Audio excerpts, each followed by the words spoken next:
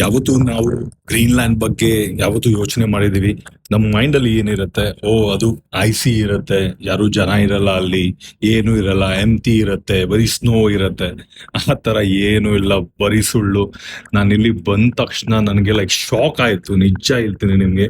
Like ಏನು ಇಲ್ಲ ನೋಡಕ್ಕೆ ಇಲ್ಲಿ. ಮತ್ತೆ ಚೂರು ಚಿಕ್ಕದು ಜಾಗ, ನಾನು ತೋರಿಸ್ತೀನಿ ನಿಮ್ಗೆ.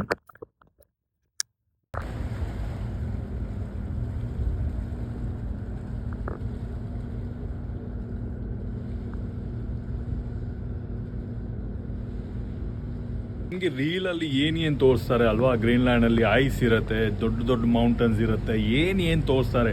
ಆದ್ರೆ ಇಲ್ಲಿ ಬಂದ ತಕ್ಷಣ ಗೊತ್ತಾಗತ್ತೆ ಇಲ್ಲಿ ಏನು ಇಲ್ಲಲ್ಲ. ಲೈಕ್ ಲಿಟ್ರಲಿ ನಾನು ಜನ ಜೊತೆ ಮಾತಾಡ್ತಿದ್ದೆ, ಅವ್ರು ಆಲ್ರೆಡಿ ಹೊರಗೆ ಹೋಗಿ ಬಂದಿದ್ದಾರೆ.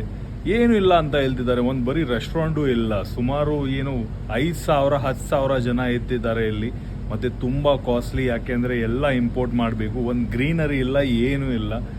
ಈ ಥರ ಜಾಗೆಯಲ್ಲಿ ಅವ್ರು ಜೀವನ ಮಾಡ್ತಿದ್ದಾರೆ. ಕೋಲ್ಡ್ ಅಂದರೆ ಚಳಿ ಅಂದರೆ ಚಳಿ, ನನಗೆ ಇಲ್ಲಿ ನಿತ್ತಕ್ಕೆ ಆಗ್ತಿಲ್ಲ ನಿಜ ಹೇಳಿದ್ರೆ. ಇಷ್ಟು ಕೋಲ್ಡ್ ಇದೆ ಅಲ್ಲಿ. ಬಟ್ ಸ್ಟಿಲ್ ನಿಮಗೆ ಈ ಥರ ಅವಕಾಶ ಸಿಕ್ಕರೆ, ನಿಮಗೆ ಗ್ರೀನ್ಲ್ಯಾಂಡಲ್ಲಿ ಬರೋಕ್ಕೆ ಸಿಕ್ಕರೆ ನೀವು ಹೋಗ್ತೀರಾ?